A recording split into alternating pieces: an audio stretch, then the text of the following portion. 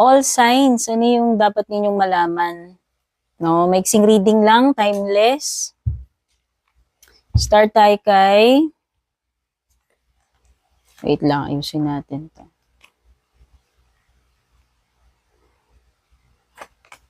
Ayusin natin. Start tayo kay Aries.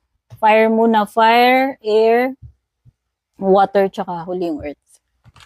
Para lang maiba. May dapat mong malaman, Aries.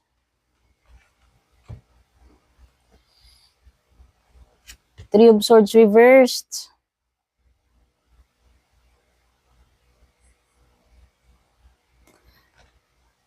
This is card of acceptance eh. So you're finally moving on. Kung ano mang heartache ito, heartbreak na naranasan mo.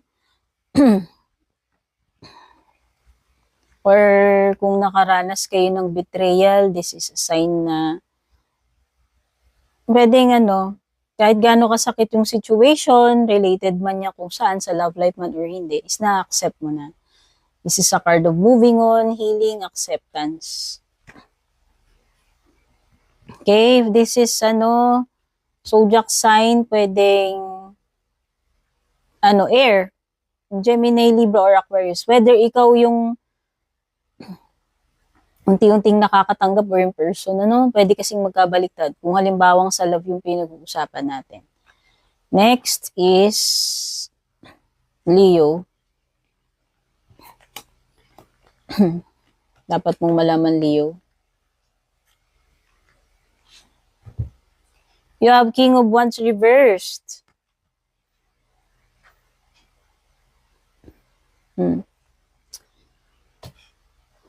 Maybe there is some kind of disappointment, Leo, today or kung kailan man darating sa'yo to, no? Remember, this is a timeless reading. Ewan ko it could be something na ina-expect mo na magkakaroon dapat ng magandang outcome or magagawa mo successfully or ng tama, pero it seems na madidisappoint ka rito. Or maybe, kung sa love life to, pwedeng this person madidisappoint ka o ili-let down ka nitong person na to. Itong person na ka-deal mo. If you're dealing with a person, pwedeng same fire sign as you, Aries, Leo, or Sagittarius, no? Next, Sagittarius, ka tayong isang card. Anong dapat mong malaman right now? You have King of Swords reversed.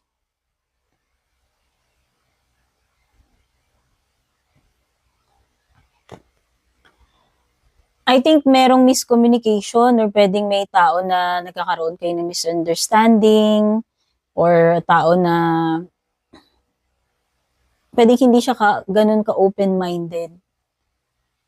No, when it comes to sa idea na gusto mong pag-usapan ninyo or sabihin niyo, pag-usapan ninyo or sinasuggest mo, no?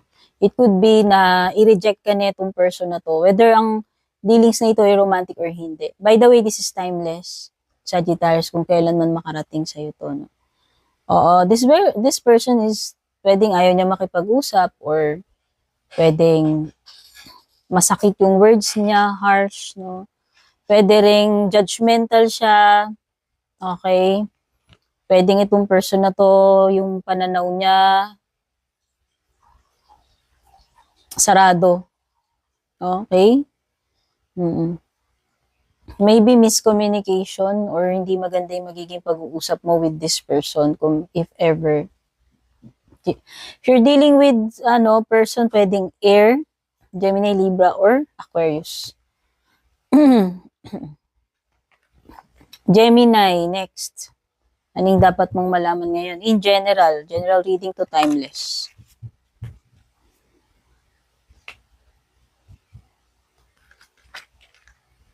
Tayong isa. Nakuha natin si Six of Pentacles reversed.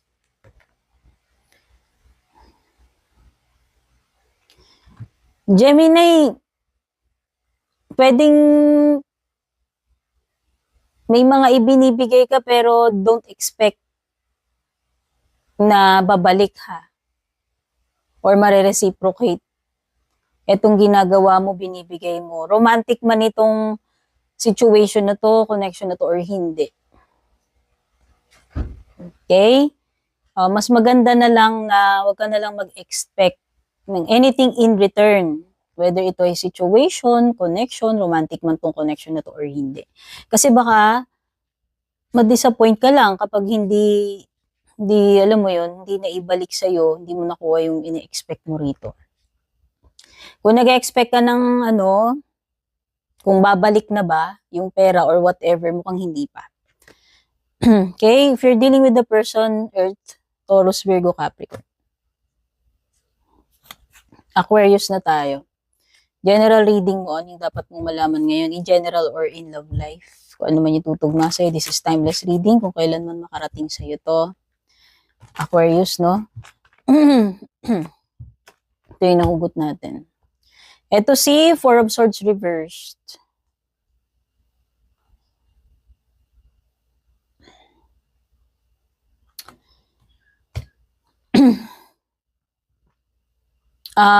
Kung zodiac sign, clue ang hinahanap mo, air sign. Pwedeng may air sign ka sa chart mo in person na kadil mo, Gemini, Libra, Aquarius, no? So, yung mga magpapaalam dyan, gusto niyo mag-leave, magbakasyon, baka hindi pa kayo makakapag-take a break. Oo, baka, hindi ma-approve yung bakasyon na or leave ninyo. Yung iba gusto nyo na magpahinga pero hindi pa pwede mag-stop right now. Okay, halimbawa, gusto mong time out muna with this person, kung relationship to. Okay? Or perhaps yung iba sa inyo, pwedeng napapagod na kayo dito sa connection na to, sa ginagawa ninyo, love life man tinutukoy dito or hindi. Person man yan, no? Kaya lang parang hindi ka basta-basta pwedeng umalis dito eh. Or hindi ka pwedeng kumalas basta-basta. Okay? Libra. General reading, anong dapat mong malaman overall, in general or in love life mo. Timeless reading kung kailan man makarating sa ito, kahit kailan valid pa rin tong reading na to. No expiry.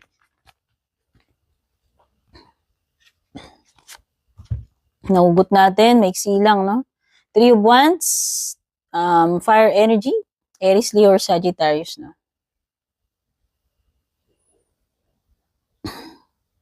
Wow, Libra.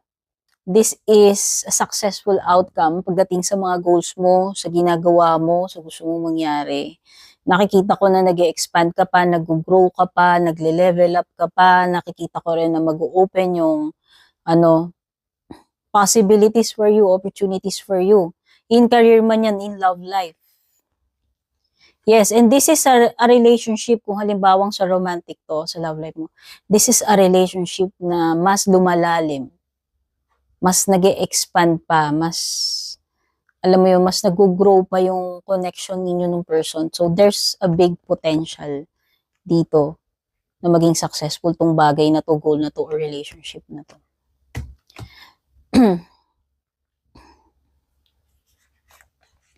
Cancer. General reading mo, maiksi lang anong dapat mong malaman, timeless reading. Overall, in general, or in love life mo. Kung saan magre-relate sa'yo. Isang card only. Chariot, Cancer energy, kapareho mo. Pareho kayo may Cancer siguro sa chart mo. Wow, this is a card ng moving forward. So, yung iba sa inyo, may advancement, may progress. This is a good sign when it comes to career, traveling, kasi ibig sabihin, marireach mo yung destination mo, yung gusto mong marating, yung goal mo.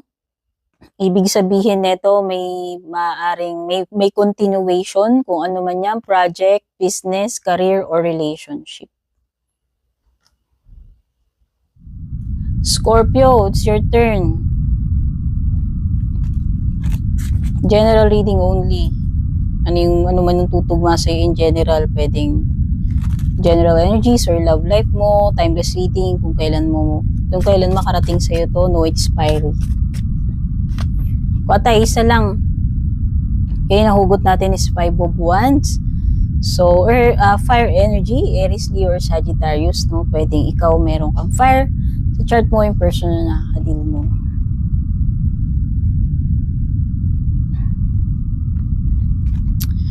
Okay, ewan ko, ang na-sense kong energy is you need to defend yourself. Defensiveness. Yan, whether ikaw, kailangan mong i-defend whatever, yung sarili mo, kung ano man, in this situation, sa love life man ito or hindi. Or maaaring you're dealing with a person na defensive siya, masyado. Overprotective, defensive. Nakikita ko rin na maaaring may mga envious people around you, situations wherein toxic, no, may mga tao or mga tao na maaaring mag-create ng drama, eksena, okay? May mga umi-eksena rito, kung saan man ito, sa career mo man to, sa love life, or kung saan. Pwedeng may mga kakumpetensya ka. O, yan ha. Sa love life yan, sa business, or sa career. Okay? Pisces, general reading. Kung saan man tutugma sa'yo to, general energies or sa love life mo. Timeless reading also, kahit kailan makarating sa'yo to. Walang taisa, very short reading. So, 2 of Pentacles yung nahugot natin. 2 of Pentacles, Earth sign energy, Taurus, Virgo, Capricorn. Kaya lang reversed, ano?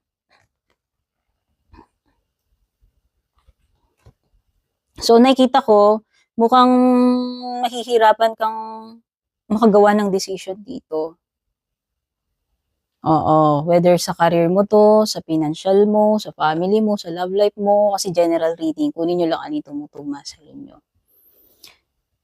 It seems na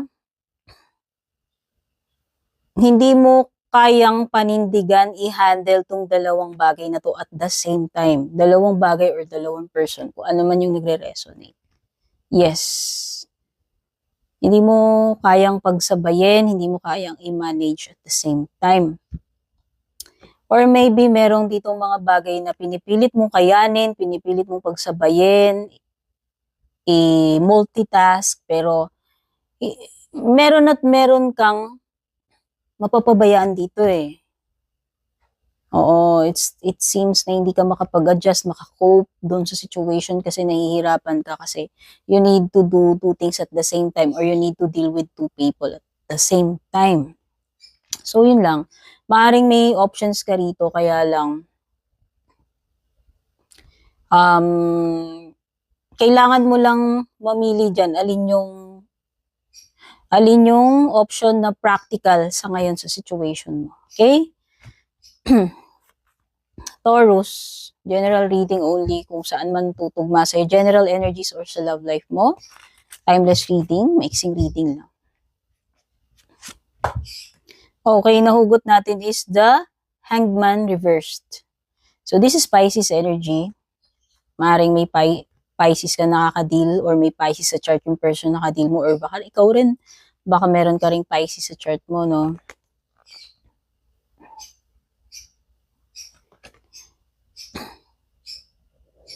So, the Hangman is reversed. So, instead of seeing the situation in a different way, parang you're refusing. Okay? Or the person, kung hindi ikaw. No? May mga bagay dito na kailangan lawakan mo yung pangunawa mo, i-shift mo yung perception mo, but it seems na hindi. Or kung hindi ikaw yung tinutukoy doon, sige, yung person na nakaka-deal mo. May mga bagay dito na hindi nare-realize, supposed to be dapat nare-realize. Nakikita ko rin dito na may mga sacrifices. Pwedeng nababaliwala yung sacrifices or pwedeng a person na ayaw mag-sacrifice man lang. Or a person na ayaw niyang, very stubborn, ayaw niyang i-surrender, yung dapat niyang i-surrender in this situation, romantic man ito or not. Okay? But ang nakikita ko dito is a period ng release sa pagiging stagnant. Kung meron mang na-put on hold dito na tenga, yun lang yung nakikita ko, magkakaroon na uli ng continuation, tatanggal na yung blockage or waiting period. The waiting period is finally over for you. Virgo, general reading only, maiksi lang. General energies o kung tumutugma man ito sa love life mo, timeless. Kahit kailan makarating sa'yo ito, valid pa rin to. Walang expiry. So, very short reading lang. Ang nahugot natin is the Moon card, Pisces energy. Whether may Pisces sa chart yung person na kadil mo or ikaw, this refers to your emotions, the unknown, mysteries, something that is hidden. Maybe, may mga bagay dito na hindi pa ganun ka-clear, ka-sure. Kung ano man ito, kung tumutungkol man to sa career mo, sa family mo, sa love life mo, sa financial, or kung saan. Okay? It could be na pwedeng may mga emotions, fears, no? Doubts. Itong tao na to, whether ikaw yun. Kung situation to, this is a situation na hindi pa nabibigyan ng clarity, may mga nakatago pa, in love life man yan or hindi, or hindi sure kung ano yung mangyayari, what's next or the future. Walang kasiguraduhan, nangangapa. Okay, so ang nafe-feel ko lang dito, itong mga bagay na to, it will be revealed sa tamang timing. So trust your intuition right now. Pwedeng yun din yung suggestion sa'yo, advice. Okay? In love life man yan or kung saan. Last not least, Capricorn, general energy. General energies or sa love life mo kung saan man tumutugma sa'yo, timeless, kahit kailan makarating sa'yo to, no expiry. Maiksing reading lang. Ang nahugot natin is the Tower. Scorpio energy. This is surrendering moving forward. So may shake-up for you na mangyayari, sudden, unexpected na mangyayari. Pwedeng meron something dito na makakapagpabago ng pananaw mo, isip mo, ng buhay mo. Pwede rin meron something na mag-i-end. Okay? Sa career man yan, sa family mo, sa personal mo, or sa love life mo. Something na may expose, something na dapat noon mo pa nalaman or maaaring nangyari na, nagsimula noon, pero ngayon lang na-uncover, na-reveal. No? Kumbaga, nire-restructure, nire-reformat ni universe yung buhay mo. And you need to accept itong shake-up na to, wake-up call, pagbabago for sure. This is a major change. I-rebuild yung buhay mo, nire-restructure, nire-reformat. Kasi, nire-realign ka ni universe.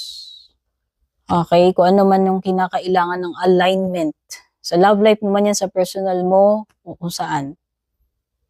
Okay? So, it's about embracing, accepting this shake-up, ending, and new beginning. Kasi ito ay for your highest good. Okay? So, yan yung mga messages na na-pick up ko. Sana makatulong sa inyo. As always, yun naman ang aking intention. Kung gusto nyo ng private reading ko, videogram, doon lang kayo pumunta sa purple tea na may check, blue check sa kanan. Kayo po yung mag-PM sa akin. Maraming salamat po sa patuloy na suporta, pag-subaybay. Don't forget to comment, like, share, pa-follow na rin. Okay, or subscribe. Take care. God bless. Babush.